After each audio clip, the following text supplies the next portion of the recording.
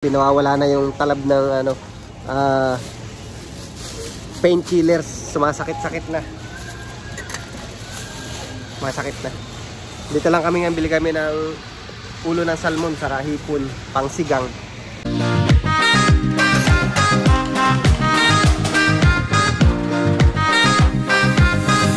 So yun mga, ayan, minamalatagod tayo. Grabe ng pabungan natin. So yun mga ate kuya, nakita nyo na naman yung yan, pagmumukha ni Uno. So, kasa kasi Isab. Si Isab is nakita nyo na naman yung may toyo siya.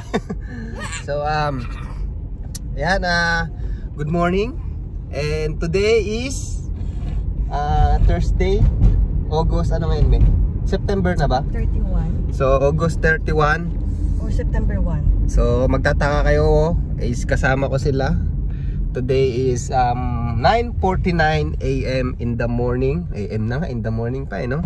So pasok kami ng school ni Uno. Papunta kami sa school ni Uno.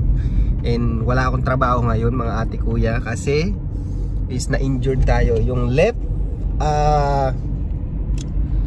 ribs ko, yung isa sa buto doon is merong crack.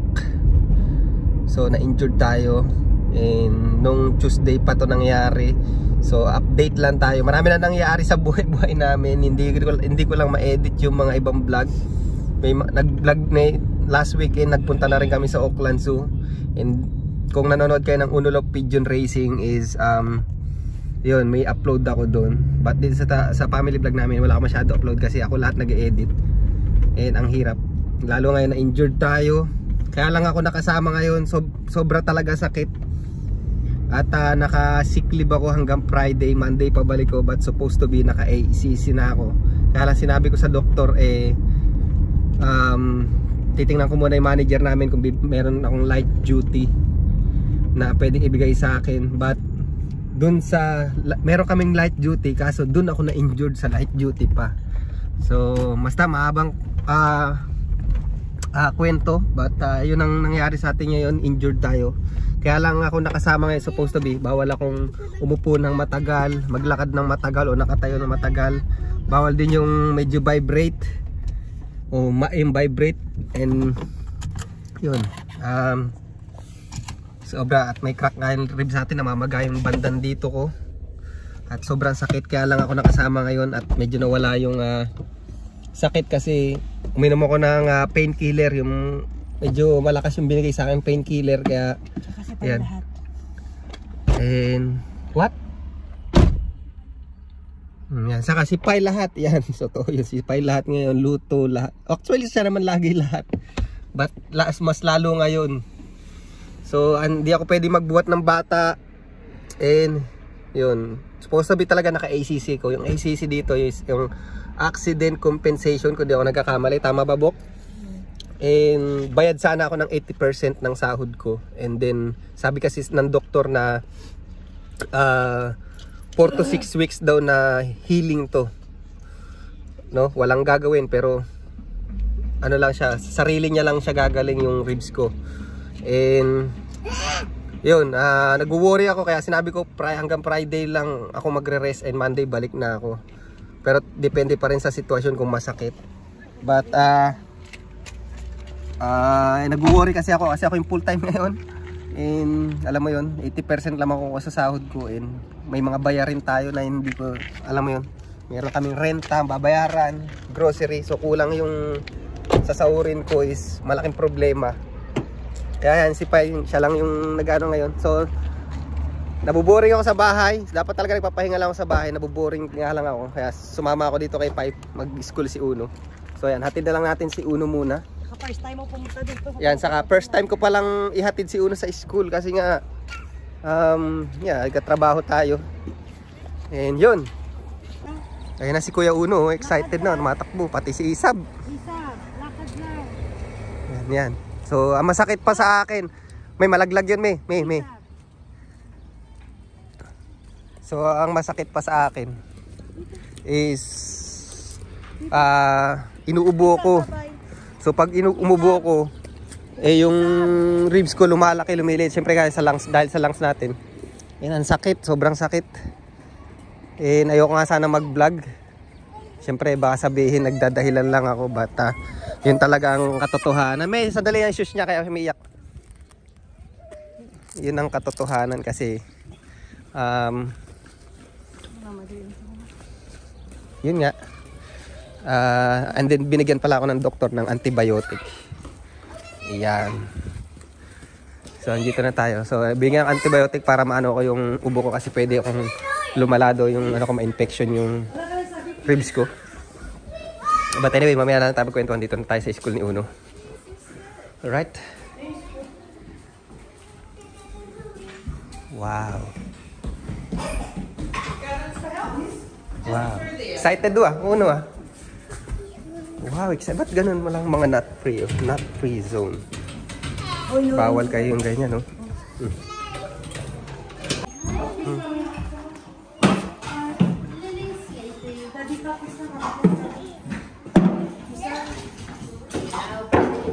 Likot ni Isab parang siya itiga rito Tara na, Isab. Let's go na. Bye, Uno. Kiss mo na kayo, Isab. Bye, Daddy. Iwan ka na namin dito, no? Kiss mo na ako. Kiss.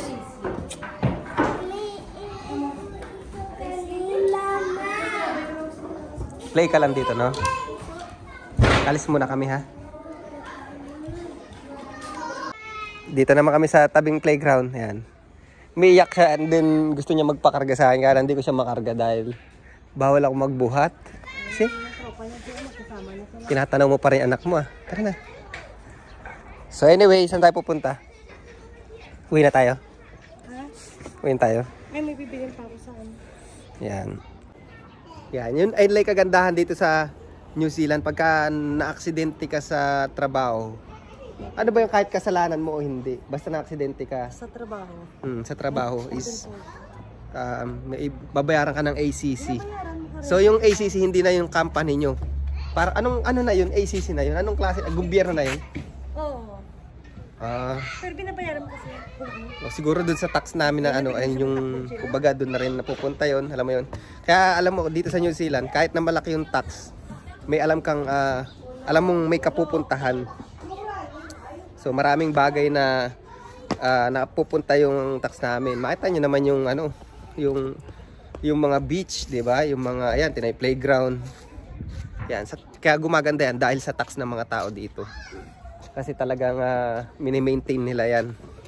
And yan, ayoko masyado magsalita. Pero nakapagsalita nga ako dahil nga nakainom ako ng painkiller. Yan. Pero mga last few nights talaga sobrang sakit. Di ko alam paano ako pupwesto sa pagtulog. And yun, nandito tayo sa playground. Ayan.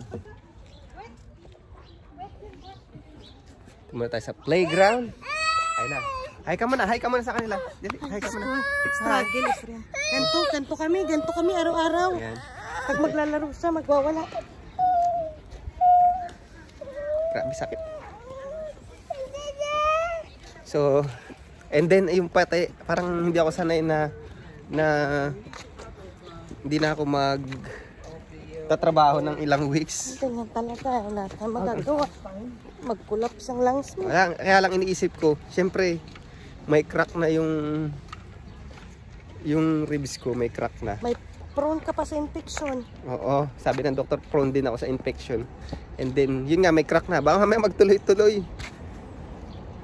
Yan, kaya medyo ingat-ingat din ako kasi natatakot na ako. Pero pwede palang mangyari. Alam mo, hindi mo talaga masabi aksidente. And, yun. Uwi muna tayo sa bahay. Tara, saan ba tayo pupunta? Ito pa sa Albany. Pupunta pala kami sa Albany. Sige. And then baka bukas pumunta ako sa trabaho ko dahil ibibigay ko yung doctor certificate ko. And then pag-usapan namin ng amo ko kung ano yung mangyayari sa akin kung mag-ACC ba ako or mag-sick leave lang ako. So anyway, mamaya uli. So yun, nakakatuwa si Uno kasi hindi na siya umiiyak, no? Papaiwan siya katulad kanina sinasabi ko, no, alis muna kami. Yes lang siya ng yes. Tapos napakaano niya, active niya. Pagyari niya rito sa isang lugar na to, maglalaro siya. Lipat na naman siya sa iba. Marunong siya makipag socialize talaga namin. Ang galing, no? Nakakatawa si Uno. Kaya lang kailangan pa namin i-train si Uno sa mga actually marunong na siya mag-toilet mag-isa. Alam niya na yung mga gagawin niya. Yes. So yan. And then buti na lang yung doktor. Anyway, balik tayo dun. Buti na lang yung doktor, napakagaling kasi binigay niya ako ng antibiotic. At yun, hindi kagandahan na injured ako. Nagpunta ako sa ospital, lahat sagot ng company namin yung tama ba ako? Yung mga gastusin yung pa-check up, sagot ng company. So napakabilis lang dito sa New Zealand pagdating sa mga ganyan. And libre din yung gamot. Meron ako iniinom na mga painkiller, antibiotic. Ano pa may? 2 painkiller ba yun? Yung isa ano lang? Ano? Ibuprofen ba yun? Ibuprofen, may codeine ka. Yan. Tapos yung codeine ba taga? Yun yung painkiller na mataas na iniinom ko. Codeine. Para codeine yan. Ayoko uminom ng ganun kasi natatakot ako kasi pag sobrang inom mo ng mga painkiller is sabi nila naaapektuhan daw yung kidney. Tummy mo, pero dapat may probiotic. Oo, probiotic. Wala naman ang probiotic na iniinom. Ano iniinom mo? Strawberry kagabi? Probiotic yung binili ko. Strawberry? Yung maliit na kami. Oy, binigay isa bang uminom? Di naman para sa akin yun. Adult probiotic yun. Para sa akin pala yun. Akala ko kinain ni Isab eh. Kinain ni Isab, hindi ako. So yun ang mangyayari sa akin. Kaya sakit, napakasakit. Natatakot din ako kasi first time kong sa tagal ko sa ganitong klaseng trabaho is first time kong ma-disgrasya ng ganito. Ang masakit pa dun sa mga dati na nanonood sa mga vlog ko, Unulog Pigeon Racing or dito sa family vlog, kung mapapanood nyo yung minsan nagbibideo ko ng malilit na video clip na kung ano yung ginagawa ko, malalaking metal talaga. Hindi ako dun na-disgrasya ako dun sa light duty. Kaya nga sabi ng amo ko, sabi ko kasi sabi ng doktor, meron daw ba tayong light duty, sabi ko sa amo ko. And then sabi ng amo ko, yes, we have a light duty, but that's the light duty na na-injured ako. Kumbaga yung ginagawa ko ayun yung pinaka light duty namin. Doon pa ako na-injured. Kasi yung ginagawa ko talaga na trabaho is walang pyesa. So nilipat niya muna ako sa ibang trabaho. So madali lang talaga ginagawa ko. Ang problema, nung pagbuhat ko kasi, tas ililipat ko siya sa ibang shelf, ipinangsangkal ko rito sa sa dibdib ko yan. Sinangkal ko rito sa dibdib ko. And then syempre mabigat yun, mga nasa 7 kg siguro yun. Na-push niyang ganun yung yung ribs ko. So doon ko na naramdaman na halos mapaupo ko sa sakit. And then akala ko pa, alam mo yun, parang feeling na ano ba 'tong nangyayari sa akin? Parang ayokong mangyari sa akin kasi niisip ko agad mga bayarin sa bahay. Ang hirap. Siguro masasabi ko ngayon ko na realize na dapat kumuha ka rin pala ng insurance na income protection ba yung tawag doon, yung pagka nawalan ka ng trabaho, at least may makukuha ka sa insurance na mga 80% ng sahod mo. Ganun. So kung nangyari lang sa labas ng trabaho, hindi ako babayaran ng ACC. Alam mo yung kung sa bahay lang nangyari na aksidente ko, sas di ako makapagtrabaho, naubos yung annual leave ko, naubos yung sick leave ko. So wala na kaming income na papasok. Nagdadry yung labi ko, kulang sa tubig. So mawawala na kami ng income na papasok. And malaking problema yun kasi ako yung pinaka main income ngayon sa family namin. Hindi, alam mo yun, saan kami kukuha ng pera, diba? So yan, meron kami mga actually dun sa company ko merong health insurance. Pwede kong i-apply. Hindi pa ba na-apply yan, may? Yung health insurance natin. So may life insurance din kami. Pero yung ang tawag doon? Income yan. Sakit pag umuubo. Saka dapat daw pagka umuubo ko may niyayakap akong unan. So yun, income protection ba something na ganun, basta income insurance na ganun, para pagka sakaling hindi ka makapagtrabaho, mawalan ka ng trabaho, ma-redundant ka, mga ganun yun, di ba? Mayroon kang income na papasok. Kaya pala yung meron ako isang katrabaho dati, meron siyang, kaya pala sabi ko bakit ito, nagbabayad siya ng mortgage ng bahay niya, and then meron siyang 2 anak, and then sabi ko bakit matatanggal na siya sa trabaho, hindi siya nag-worry. Yun pala, meron siyang income protection na insurance, so may makukuha siyang 80% na sinasahod niya is babayaran siya ng insurance. So ganun pala yun. So siguro para sa akin mas yun, no? So next time alam na natin, at least yan, meron tayong natutunan sa mga ganyang bagay. But ngayon nasa healing process tayo ngayon. Sobrang sana mag-heal na yung aking tagiliran, kasi ang daming mawawala. Unang-una 80% lang ibabayad sa akin ng ACC, di ba? Laking, yung 20% napakalaking ano na, yung kawalan na sa amin. And then yung overtime ko, ayan, kasi time and a half ako sa overtime ko, malaki. Pag nag-overtime kasi ako sa trabaho ko, malaki yun. Overtime ko hindi lang siya 1 per hour, nagiging time and a half after 80 hours. So ang laki na sinasahod, kaya laki ng mawawala. I mean, siyempre alangan namang mag-overtime ka, iba light duty ka lang. So hindi ko pa alam kung ano mangyayari sa akin, update ko na lang kayo sa susunod. And yun, may pupuntahan lang muna kami ni Sexy Tari. And yun, and then yung sa mga susunod na vlog ko pala yan, i-update, ano ko na lang, i-edit ko na lang pagka gumanda-ganda yung pakiramdam natin. Edit ko yung yung tawag ito, yung mga vlog namin nung nagpunta kami dun sa Snow. Meron pa kami mga ibang vlog nun. Kahit yung sa mga vlog nga namin sa Pilipinas, hindi ko na na-edit, sayang. Pero alam mo yun, memories namin yun eh. Pati Auckland Zoo yan, pero nakapag-upload ako sa Unulog Pigeon Racing. And then shoutout pala kay ACDC. Nakita natin siya sa ano, sa clinic. Yan, isang followers ko siya sa Unulog Pigeon Racing. Tiga Bataan din daw siya. Hindi ko akalain na lagi siya nagko-comment sa vlog ko. Tiga dito pala siya sa New Zealand. Dito pala siya nagtatrabaho din. So nakakatuwa lang na alam mo, napakaliit ng mundo. No? Nagkita pa kami dun sa clinic na yun. So yun, dito ko na lang i-rin yung vlog. And may sasabihin ka pa, madam? Marami akong nasabi at ikaw wala kang nasabi. Pagod siya, pagod, no, Bok, no? Sobra pagod, ne. Nagtatago pa yung mukha ng isa mong lalaki sa likod, oh.